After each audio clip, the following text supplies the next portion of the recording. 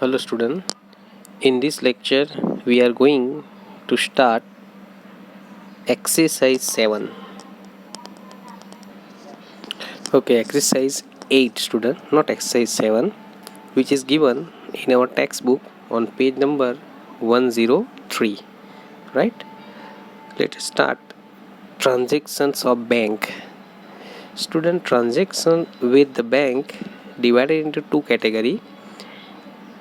Transaction with bank, cash transaction and other transaction.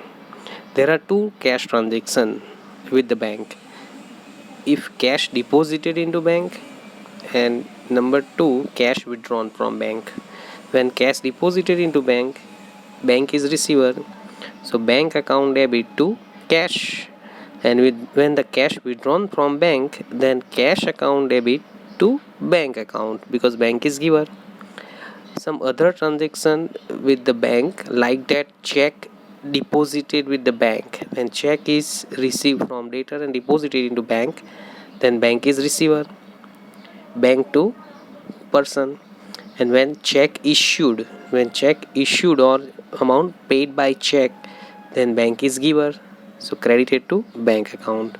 Some charges made by bank charges, right? SMS charges, so they are also connected with bank transaction. So they will be learned with the help of practical exercise. So let us start exercise number 8, page number 103. Write journal entry of Krishna for the following transaction: year 2014 and date March 1st. Rupees 20,000 deposited with bank and open account. Student, here amount of 20,000 deposited in bank, so bank is receiver, so journal entry bank account debit. When businessman deposited cash into bank is receiver, bank account debit 20,000 to cash account, cash goes out 20,000. student, being is not required to in this example, being लिखेंगे नहीं. Number 5, March 5, a check of rupees 5,000 received from Hari, which is immediately deposited with the bank. Again bank is receiver, right? हमने cheque bank में deposit करवाया, so bank is receiver, bank account debit. Bank is a person, so bank account debit. कितने का check मिला है? 5,000. To who is giver? Hari account, Hari से हमें मिला है. To Hari account 5,000. Understand? 6, a check of rupees 2,000 received from Ramnik Lal for dues, right? So this check immediately, without an instruction, this check immediately deposited to bank. तो ये check भी हमने bank में deposit करवाया, क्योंकि चेक के पैसे bank में ही रिलाइज होते हैं. तो again bank is receiver, bank account debit. When cheque is receive, bank is receiver, bank account debit 2,002. ये चेक हमने कहाँ से मिला? Ramnik Lal is giver to Ramnik Lal account, amount 2,000. student, understand? Okay. 10, goods sold to Rupali rupees 14,000, out of which check received for half amount and which is deposited with the bank. student, sale कितने का किया हमने? Goods sold to Rupali 14,000, यानी goods तो 14,000 का गया आपका, cell तो 14,000 का हो गया, लेकिन 14,000 के अगेंस्ट में बदले में हमें चेक कितने का मिला? हाफ अमाउंट का. तो बोलो 14,000 का हाफ कितना आएगा? 7,000 receiving check and remaining 7,000 not received at present. For remaining 7,000, Rupali is receiver. So here two accounts are to be debited. दो अकाउंट डेबिट होगा. First bank account debit for half amount, 14,000 का half करो, 7,000 का check मिला, bank में deposit करवा दिया. 7,000 के लिए क्रेडिट ट्रांजेक्शन है, तो यहाँ पर Rupali is receiver, Rupali account debit करेंगे for 7,000 rupees. Rupali account debit to goods go out by sales to sales account. Sale तो हमारा हो गया 14,000. अंडरस्टैंड? Combine entry. चलो 12, Goods of rupees 10,000 purchased from Deepkala and half amount paid by check.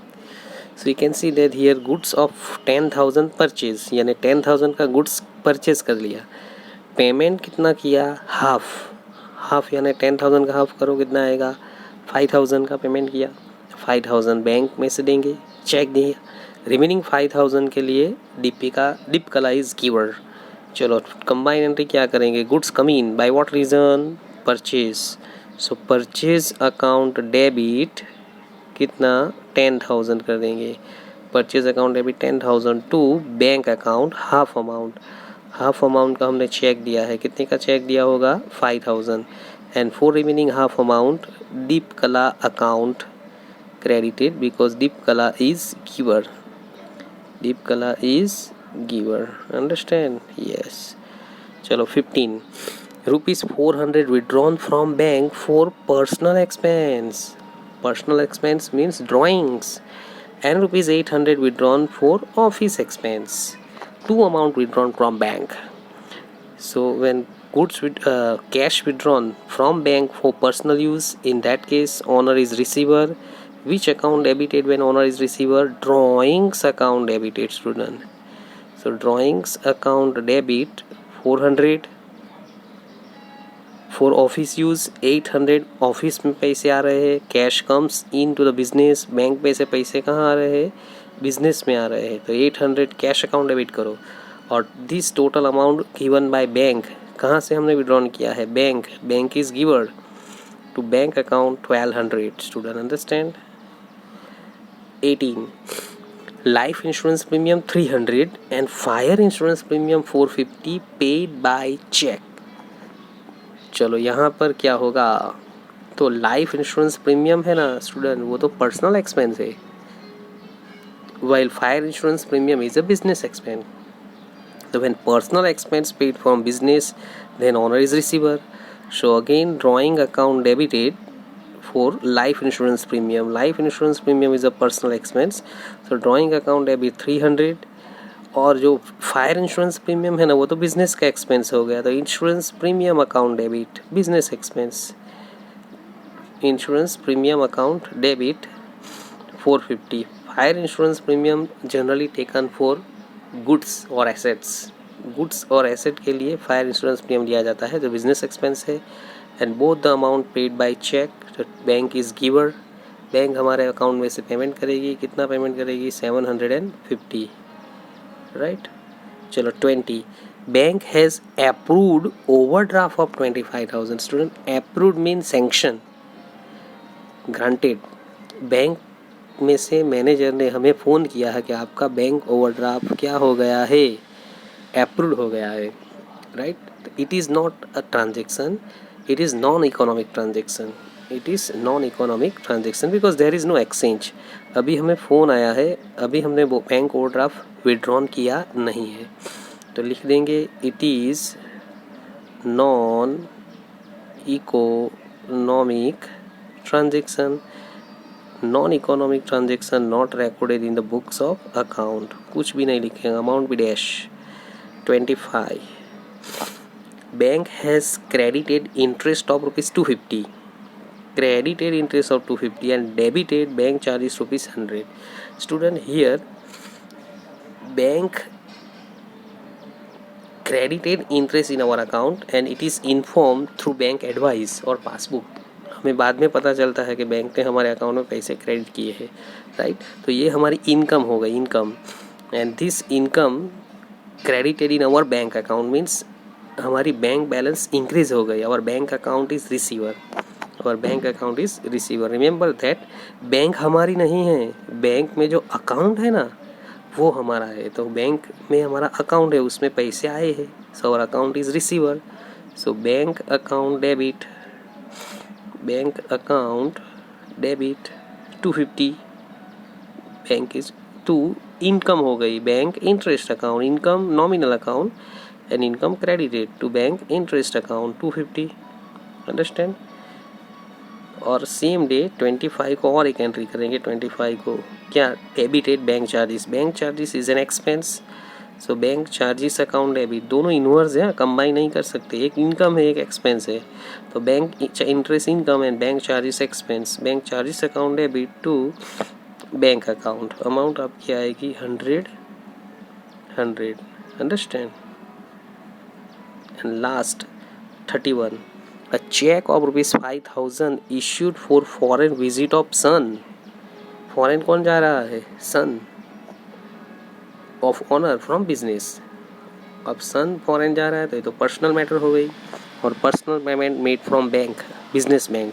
So here owner is receiver, drawings account debit, owner is receiver, drawing account debit 5000 to bank account, business bank is giver to bank account 5000, understand. चलो total करते हैं, total of journal का total करते हैं तो total आपका आएगा 58,300। Okay, thank you very much.